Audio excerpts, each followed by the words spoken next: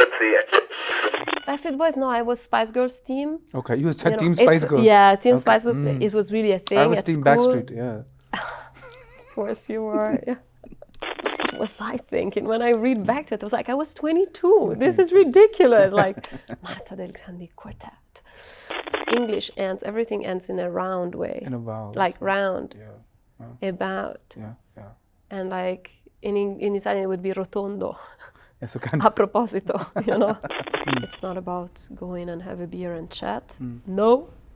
It's about going and listen to the show and shut up. And then drink the beers.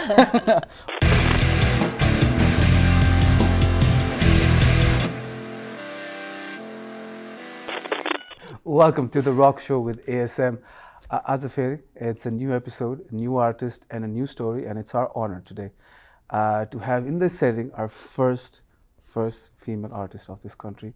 Well, kind of this country, but she has a very unique tale to tell.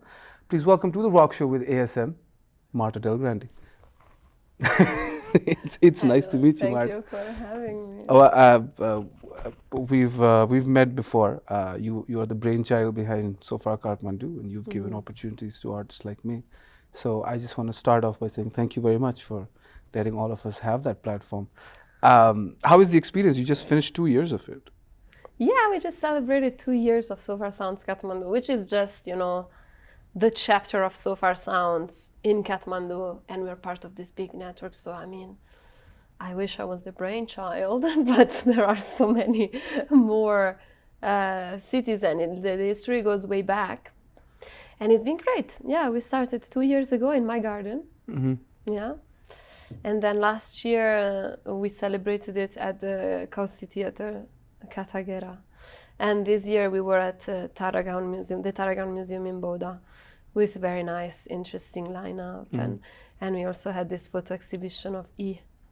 Yeah, it's always great, It's always different and super interesting. Let's talk about you a little bit. So, I love it, yeah. Where did you grow up, and how was it wherever that you grew up? Were you introduced to music early, or is it something that you picked up later on in life? I'm Italian. I'm from near Milan. I grew up with my family. It's my mother, my father, and my sister. She's younger than me, 3 years younger. My parents are not very musical, as in they're not people that would have a vinyl collection, or I barely never heard music playing in my house, but I heard a lot of music playing in my dad's car. Okay. So I think the beginning of this all happened in my dad's car, which was a Volvo. And what was playing in the car? The tapes, of course, and it was a mix. My dad had some 70s rock mixtapes. Then as soon as I learned how to use a tape recorder, I started to make my own mixtapes with pop music, late 90s. Spice Girls, there you go. Spice Girls, not only, also Nirvana. No, you were not listening to Nirvana. For sure I was listening to Nirvana. I was a crazy Nirvana fan, but this is late 90s, early 2000s. After, oh yeah, okay. There was no more Nirvana. Of course, mid-90s, I was in primary school and Spice Girls was my everything. Yeah. Yeah, my everything. There was nothing else. Aqua, Aqua? Yes, Barbie Girl. Yeah, that's also was Backstreet Boys, yeah. Backstreet Boys, no, I was Spice Girls team. Okay, you said Team Spice Girls. Yeah, Team Spice was, it was really a thing I was at Team school. Backstreet, yeah. Of course you were, yeah. So, Yeah. so that was pop that you were listening to. Pop, but because my dad had all this 70s rock. Did you ever get into mixtapes. 70s rock? Yeah, at a point for sure. I grew up with it quite in a passive way, but for instance, I remember this Road to Nowhere by Talking Heads playing in my dad's car, and there are all these vocal harmonies. And my parents are very fond of singing, so they could harmonize. And me and my sister started harmonizing. I think I was 5, maybe I was 6 and she was 3. Wow. And we were already singing harmonies just like that, because my parents were doing it all the time in the car. And my dad used to love going for road trips, going to Portugal by car. It's a good 4 days trip. So lots of these cassettes playing over and over again. It's growing up where you can access music, live music like that, and you can go and see your local bands, and you can see the the music scene sort of developed.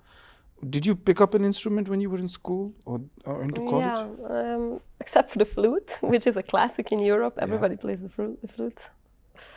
When I was 13, I think I picked up the guitar around that time. Okay. Yeah, learned to play chords. Okay. You know, Just campfire. Yeah. And never wrote anything until much later. Okay. So like played guitar. Started to take singing classes when I was maybe 16. Mm-hmm. And I had this passion for traveling and like moving out. Like when I was 17, I lived one semester of school in Ireland. That was because like I was fascinated by this country and all the music that came from it. Funny, like artists like the Cranberries and later also Damien Rice. Yeah. It's a funny story in my life that comes back, but like at the time I was 14 and for me, 14, 15, for me this was music that was so fresh. It was fresh, it was not for me, it was very fresh music, like time.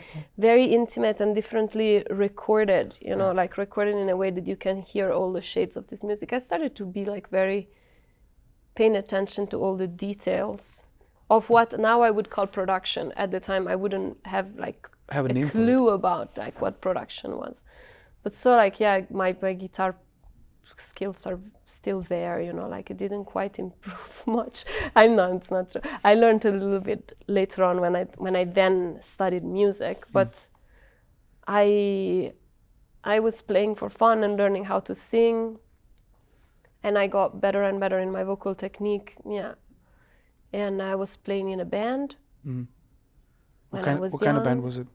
Cover band. Okay. Yeah, and then a jazz band later on. But then jazz is something that came when I finished high school. Mm-hmm. And my family, everybody went to university. So it was normal for me to go to university. I went to university. I studied political science. Oh my God. I could be a development worker, you know. I could be here. I studied political science too. We're not going to be development workers. Probably not.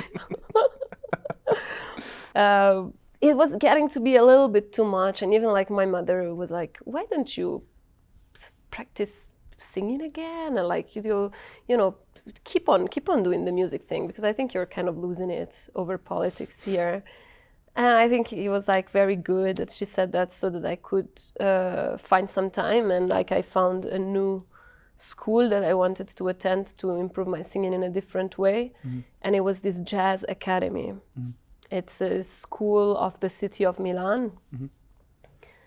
And there I auditioned. I didn't know anything about jazz, but I auditioned with a song by Nina Simone, which is like easy for somebody that doesn't know jazz to go into that, because it's like not so technical harmony-wise, no? So I was like, okay, I'm gonna sing this song. And it went well, and I got in. And then like a whole new world opened up for you right there. A whole new world, because like this was a school where people were going and studying music full time. Wow. I didn't know. I was still going to university and I was doing both. But like I got to start to hang out with these people that were like playing gigs and writing songs and practicing a lot of like technical things, practicing scales, improvising, like scat singing. So you basically learned the technical... I learned like lots of like music theory and harmony, but moreover I started to play with people that were actually really going for it in their life. Yeah, no? That makes all the difference sometimes when you're going ahead. Completely, I think, you know. Being around music, especially musicians, like this is something that I think I've missed in my musical journey, is just being around musicians who are pursuing it as a degree, as in, you know, you're around it all the time. There's music playing in this classroom or that. How was it when you were starting to pick up all of these technical aspects, and when you were picking up the theory of music? Was that something that you carry it still to this day? Like, I think it's like just two sides of the same coin. That's what I want to say. It's like being in an environment like that is everything. Because doing it on your own is very difficult. You know, in my like early 20s, it's really, you have a lot of energy to pursue studies and to pursue like something that you don't know very well what the plan is, but you just have that energy to just like go for it. And that's very important that you do it right then. Because afterwards, many things changed, like I realized.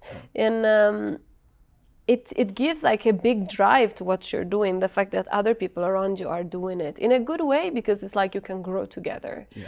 In a bad way, like you could live it, experience it in a bad way when it becomes a competition. Yeah. You inspire each other. Of course, you need to be careful not to become very paranoid about being better than somebody. That's toxic. Yeah. It's toxic, and it's just like it's consuming your own energy in a way that is not productive. Yeah. Were you making music when you were in school, when you were in university? Oh, I started a band. It was my own quartet. That's a jazz thing. It's usually Marta Del Grandi quartet. Yeah. I'm like, what was I thinking? When I read back to it, I was like, I was 22. This is ridiculous. Like, Marta Del Grandi quartet.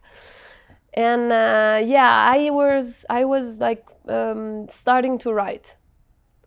But being in school, that's also the thing, being in a jazz school, like in a very academic environment, you have all these people that are like studying composition, and they are like real pro. So what happens, especially to vocalists, is like we feel like, but I can't write. I didn't study composition. I can't like play an instrument well. And then you realize that, it's just about bringing out what you have in your head. And then, of course, you're not going to shred on guitar, but like you can get a guitarist to play what you have in your head. And so it took a while, but I started to write, I think, when I was like 24. Yeah. And what kind of music were you composing? Initially it was like kind of around the jazz material. Okay. Like taking maybe a progression that had something that I found interesting technically, and a melody that was quite acrobatic on top. I had like a few months of attempting to write in Italian, my mother tongue. Yeah. Did you? I did, but I never recorded anything. Italian is a beautiful language, but it's like a little harder because it has corners, no? It's never ending like English ends. Everything ends in a round way. In a vowel. Like round. Yeah. About. Yeah. And like in Italian it would be rotondo. A proposito, But it's beautiful. Like people that can write well in Italian, it's like really cool. Yeah. But I moved out of Italy in 2012. Okay. I went to do my master's in Belgium. I had this idea that, being in one country only, it's too small of a pond. I want to have more inspiration, more opportunities, meet more people, challenge myself. Basically, get out of the comfort zone was always my thing. I moved to Ghent, Belgium, and that's where I did my master's in jazz vocals. Wow. That's where I started to write, for real. Like, really there I started to be more comfortable on guitar. I wrote one album on the guitar. And this album took a while to be like worked out, like who are the good musicians to play with me? What is the right studio? And it came to life in 2016. It's called Invertebrates. And at the time, I decided to go with the name Marta Rosa, which is a nickname I liked when I was a kid.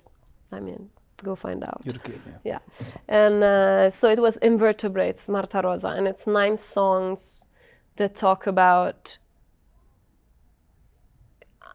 like things that I observed that connect with me, like maybe there was this story of this man in my hometown that was always standing in the square near my house with a rose, staring at this clothing shop.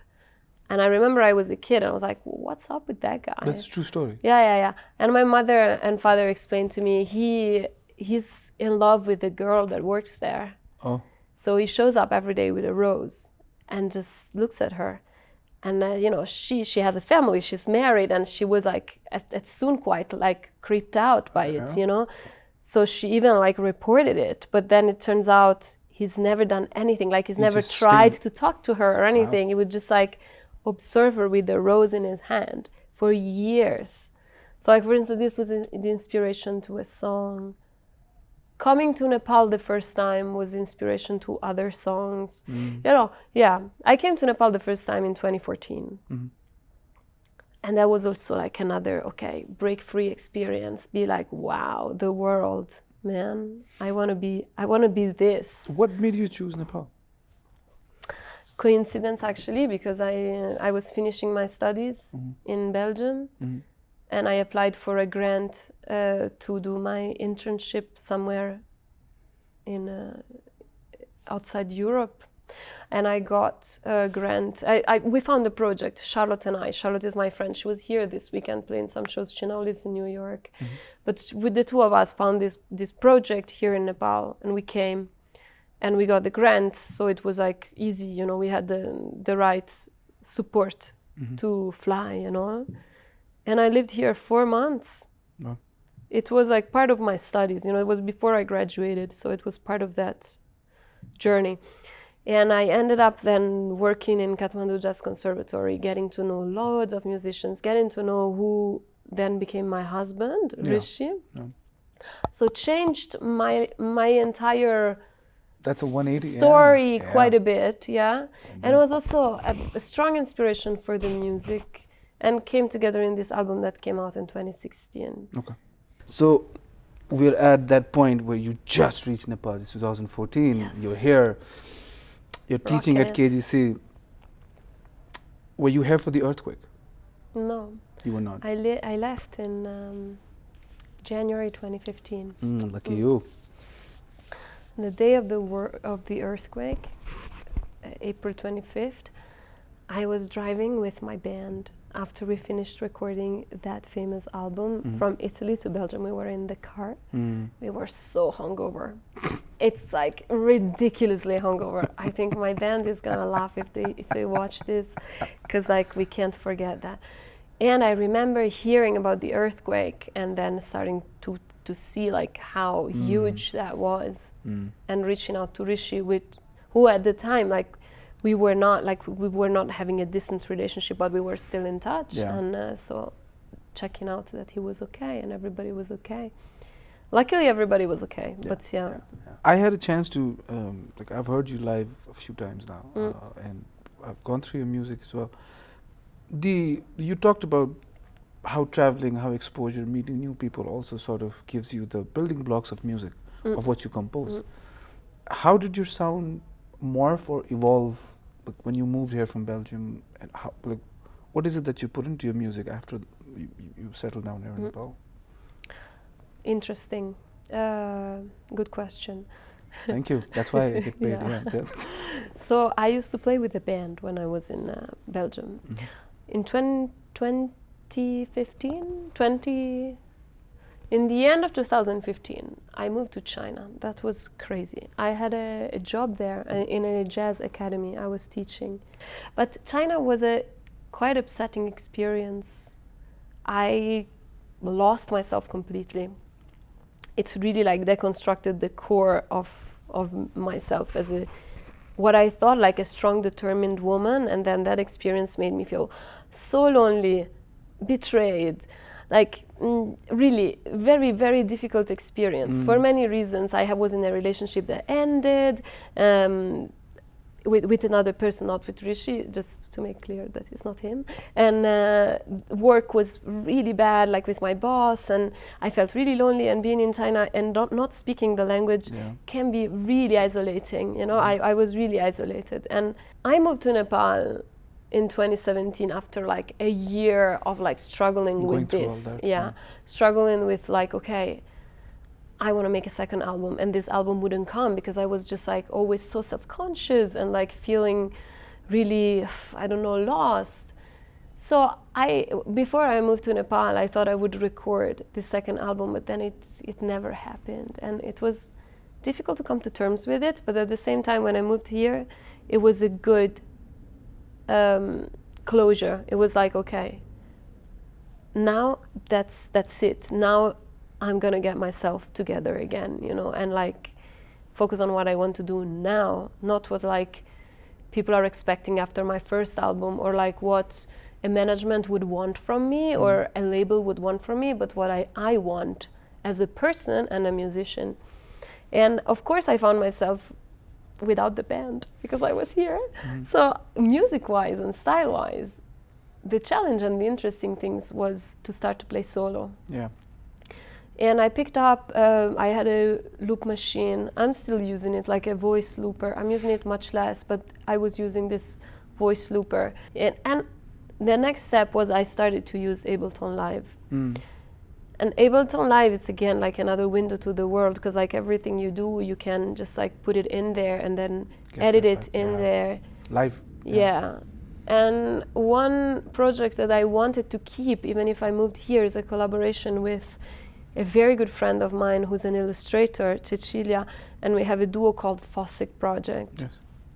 Fossick Project is a show of music and animation on the overhead projector. Now, the animation is all analog and hand moved and handmade, and the music is like it's all this thing that I just described. Now all these electronic instruments that I was playing, plus like some small acoustic instrument that I would put in it and work them out on Ableton Live.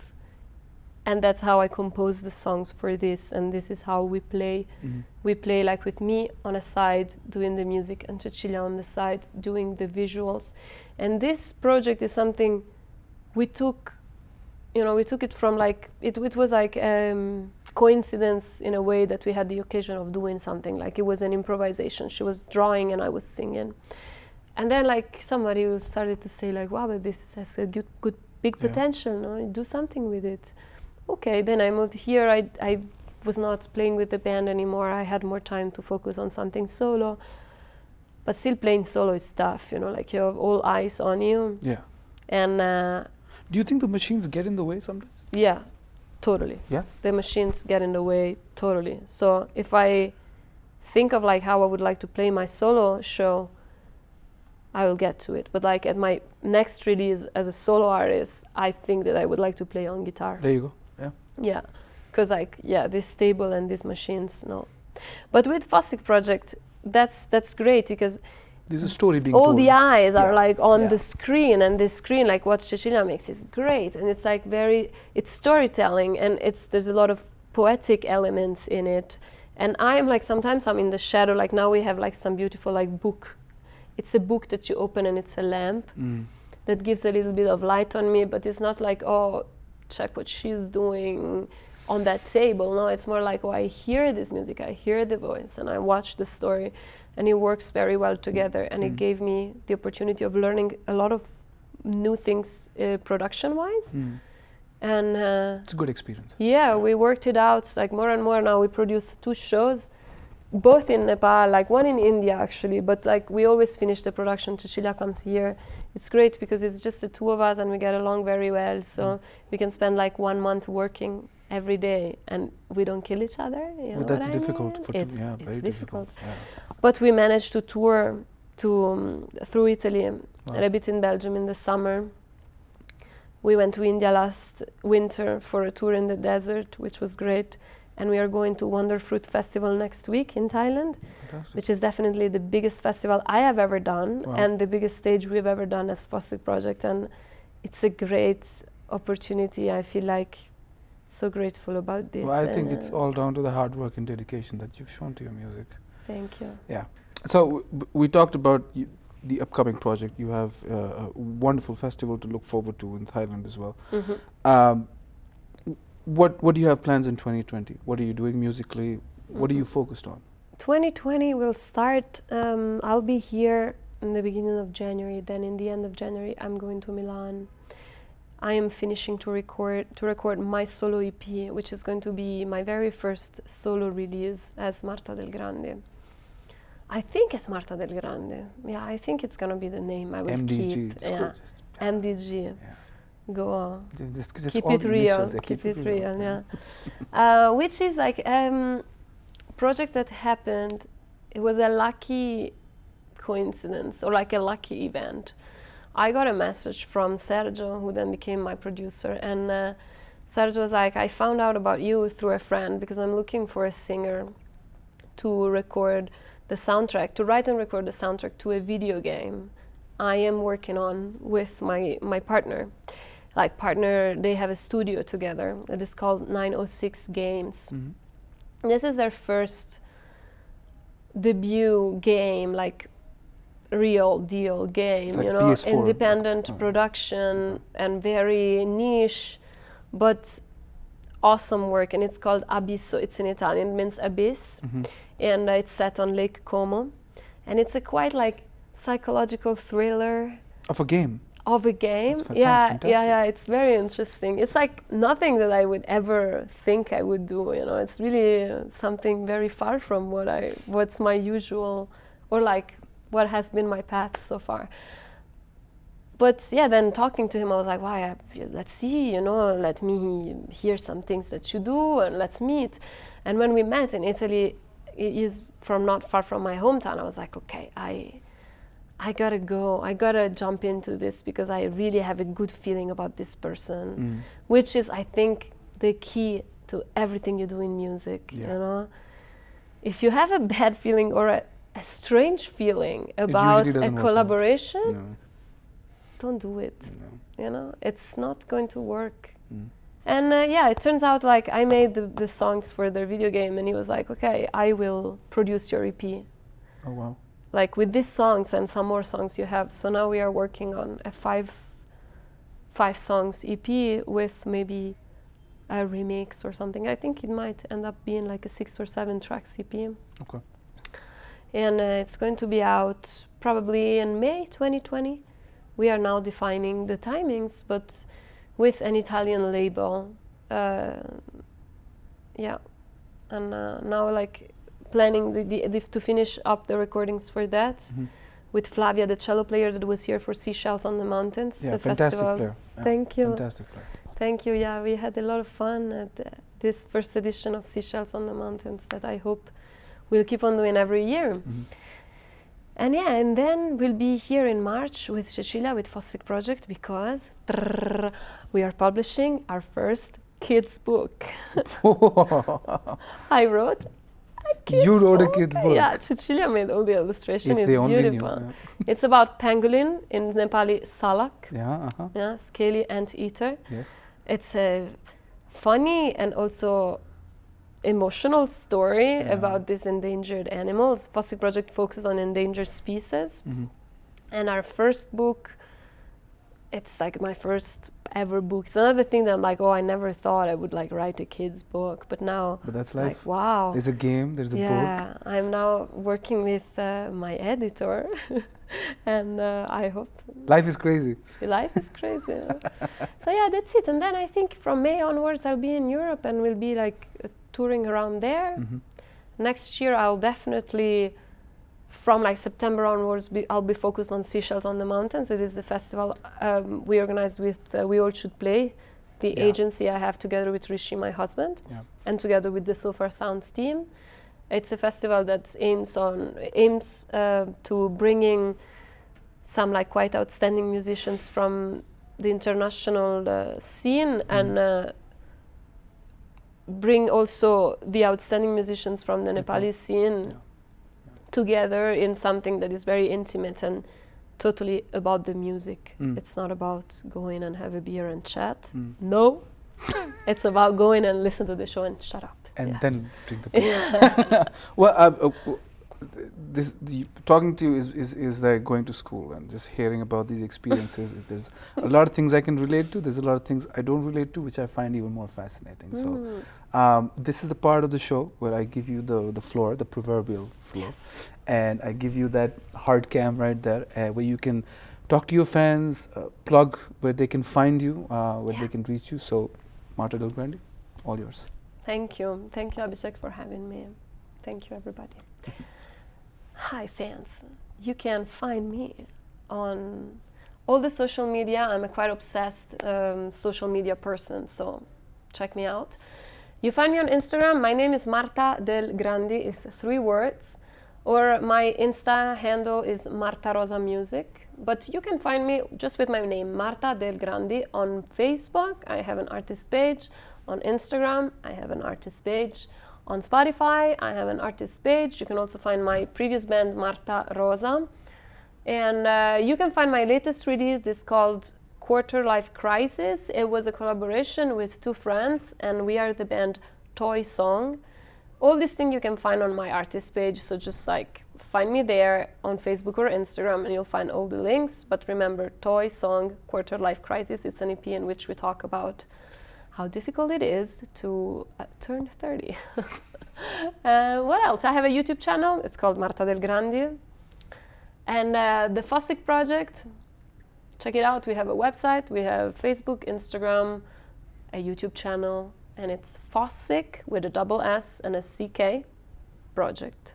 And stay tuned, we're gonna be releasing this game, Abisso, I think before the summer. I'm excited for that. I say we as like I'm a part of the team now. You but are part of the the guys have been working for maybe 2 years on it, so I'm happy I gave this contribution with the music. Yeah. And maybe, I guess, find me live in Kathmandu in the end of March with Fossick Project. Together with the release of the book, we're gonna do a live show that features all my music. And most probably after the summer, I'll be presenting my upcoming EP. Yeah. There you with go. the guitar, There like you go. Avi would like. Yeah, that's the bread and the butter. Yeah. Thank you so much, Marta. Thank This has been a you. pleasure of mine to get My you on the show, pleasure. to hear your story. We never had a chance to talk about your story like this. But there's a lot of musicians who've heard you, there's a lot of musicians who will connect to you, aspiring musicians who are going to look at this, and you're doing so much with a smile on your face and a song in your heart. I think that's the main inspiration with all of this. So thank you very much for your music. Thank and you. that's another edition of The Rock Show with ASM. It's been a blast talking to the legend of Marta Del Grandi. We'll be back again next week with another guest, another story, and another good time. Till then, see you. Oh, ciao. Namaste.